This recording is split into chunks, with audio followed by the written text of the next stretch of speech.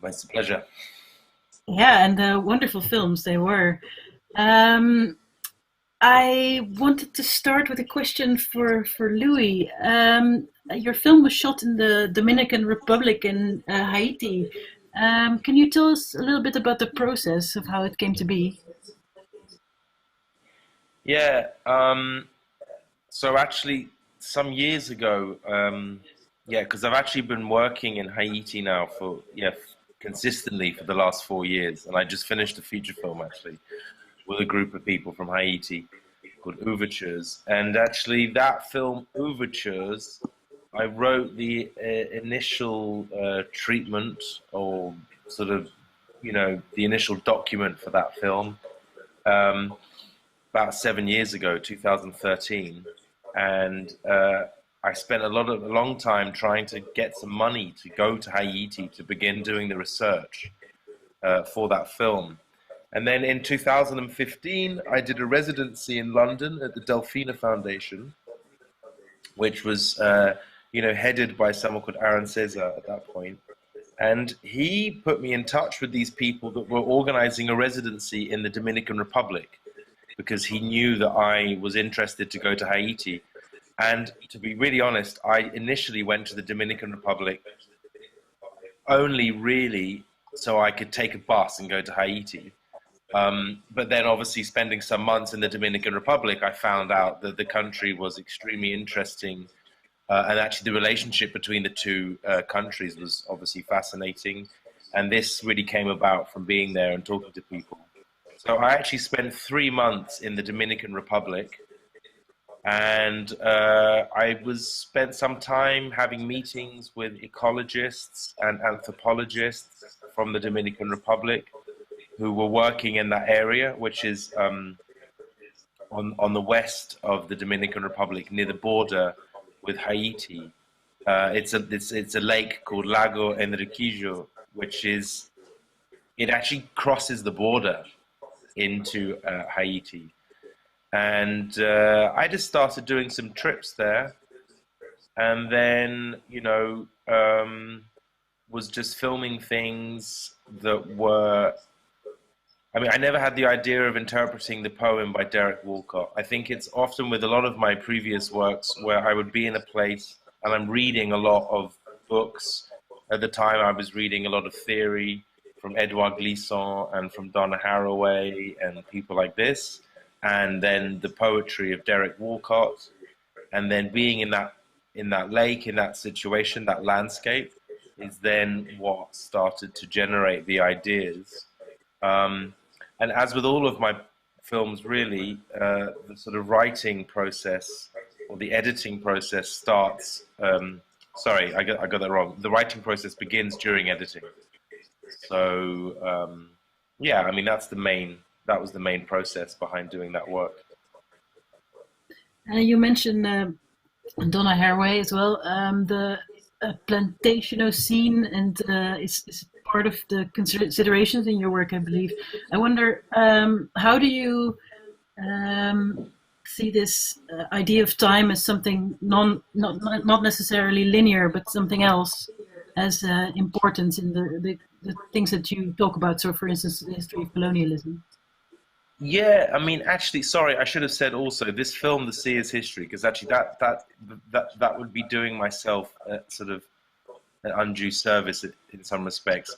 It was actually a research project that was initiated with a friend of mine, a filmmaker from Brazil called Ana Vaz. And she was actually in the Dominican Republic with me for a couple of weeks at that point when we were shooting the film. And we had actually developed that project together, um, based precisely on this idea of a sort of spiralistic conception of time. Um, Not that time does constant circular revolutions, which obviously we begin in one point and time moves, and with the phrase history repeats itself, we could think that the circle kind of closes. We were more interested in the way in which a spiral, you begin in one point and you come back round to the same point, but you're at one slight remove. And actually, so it's about history repeating itself a form of return. But actually, there's a phrase or there's a term from Edouard Glissant where he says the word detour rather than return. So you come back to the same point, but through a slightly different path. So in that sense, anyway, what we thought was that it was interesting that to find ourselves in the Dominican Republic in 2016, we were at the place where Christopher Columbus had originally arrived in the Americas, where he started to, engender the whole process of colonization of that area of the Caribbean and of the continent of the Americas, which in some respect had engendered the ecological situation that the island was facing in that point. So that was this sort of research that we were doing at the time, which was this, related to this specific conception of time, about the repetition of time, but the time repeats, but always a slight remove that then allows things to somehow continue and move forwards. This is actually maybe where both of your films collide or are comparable. I was wondering, William, as a landscape filmmaker, you often also work with time. In this case, it's particularly like a long shot. How does it resonate in this piece? Well, yes. I mean, I like to start a lot of my films with the idea of a proposition, and I think with this one, with Lucky Haze, I had seen this shot live. It's a sunrise over the Mediterranean Sea, looking straight into the sun, and I was astonished by the seemingly black faces of the waves, which are backlit by the sun, which is what creates these very strong blacks of the waves as they come on shore. And I was thinking, would it be feasible to make a film with one single shot? Would it be possible for a film of 18 minutes to be sustained by a single shot with no picture cuts at all? And at the same time, I was reading these accounts of the Laki volcanic eruption in Iceland in 1783, and I thought this is very interesting. That idea really appealed to me, of reading those accounts of the explosion, the volcanic eruption, because it had a transformational effect for a few years right across Europe and further afield as well, on the meteorology of Europe, and hence goes from reports in Iceland to reports right across Europe. And I thought this is interesting in terms of what we're thinking now about man-made climate change. This is climate change, temporary climate change perhaps, caused by nature. So that was a kind of I haven't really answered your question, Inez. I don't like to fit myself into categories like, oh, you're a landscape filmmaker. I mean, my early films were, I was early on in the early 70s referred to as a landscape filmmaker, and I think landscape imagery and sea imagery has always been very dominant in my work. But equally, I've made films of, landscapes within the city, particularly East London, where I live.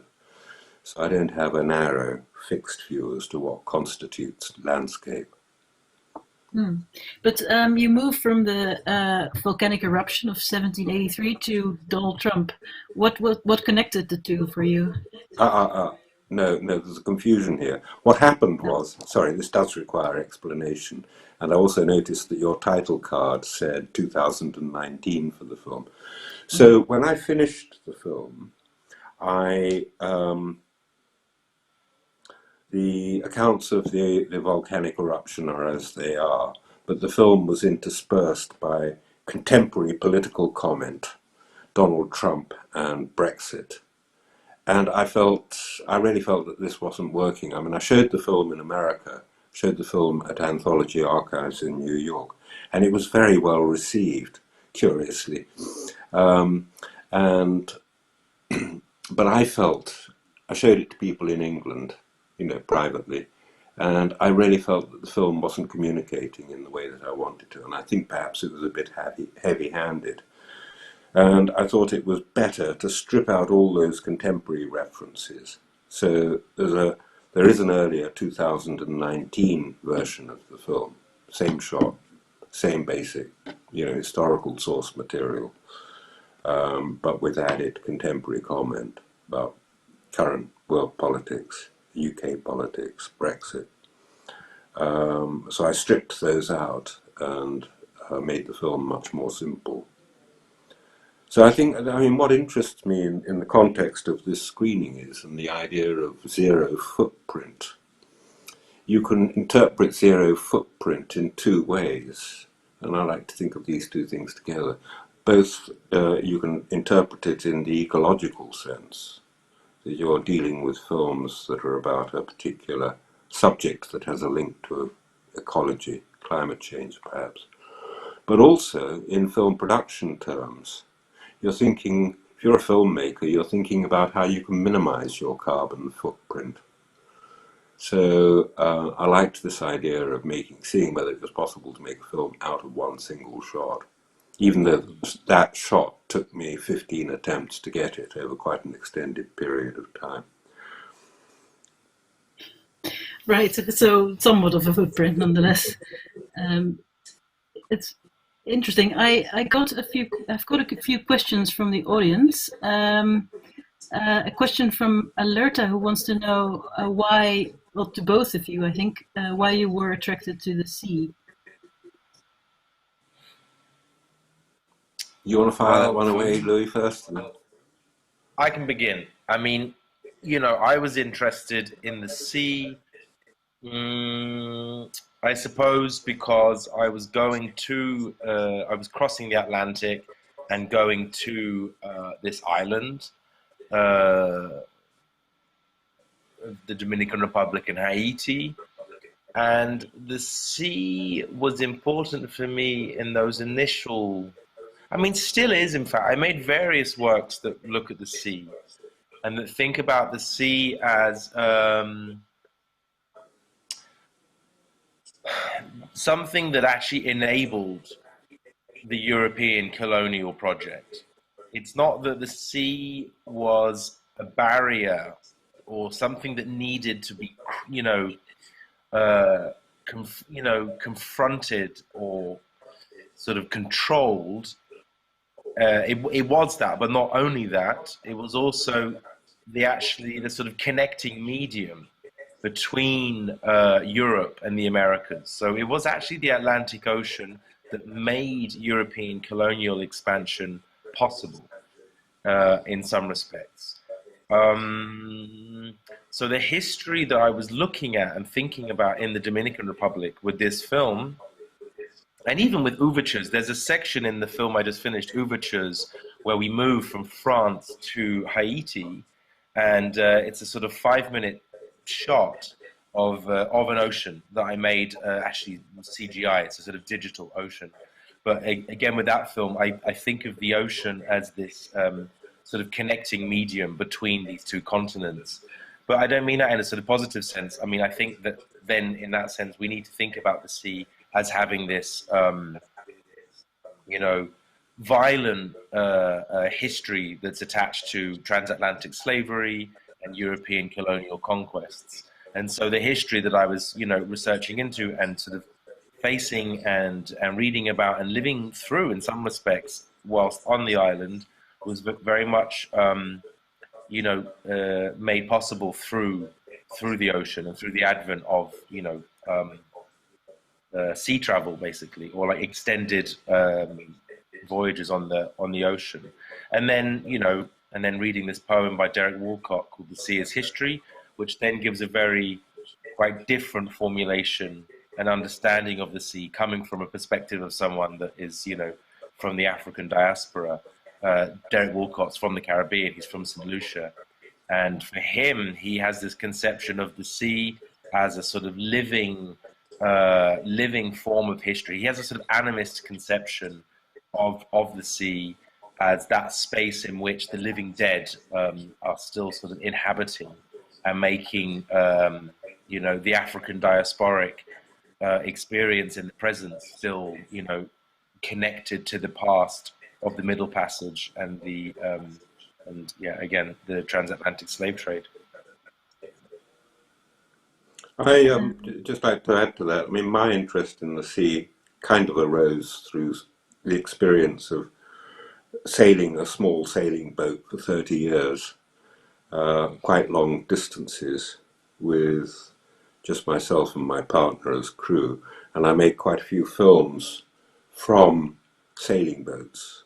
I like this idea of filming from a boat because it's the kind of perfect fluid head, if you think of that, like a tripod head. If you're filming from a boat, you don't move the camera, you move the boat, you steer the boat, so you get your shot movements through control of the boat. I like that. And the other thing that I think is very powerful about the sea is that when you're sailing, the sea closes up behind you and you don't leave a trace. You have a wake of the boat as it moves through, powered by wind, but the sea closes up behind you, and so all your traces are erased within a matter of seconds. Whereas travelling on the land, the experience is different because you're bound to leave traces, tracks, footpaths behind you, especially when those footpaths become established by use. So that's quite unlike the sea, and I like this idea of the sea also, that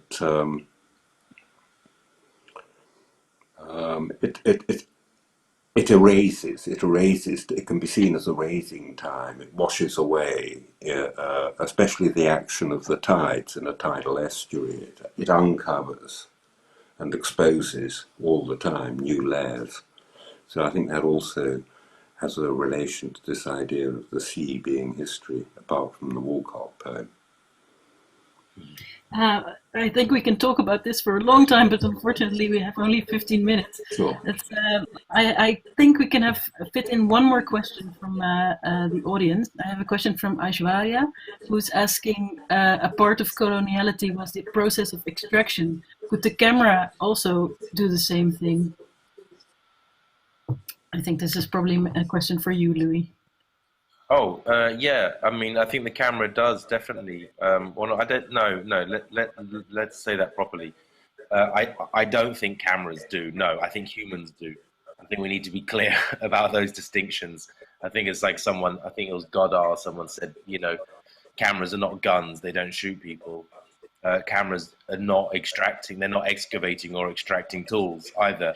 But I think there's people that manage to extract and make, similarly dubious practices of extraction.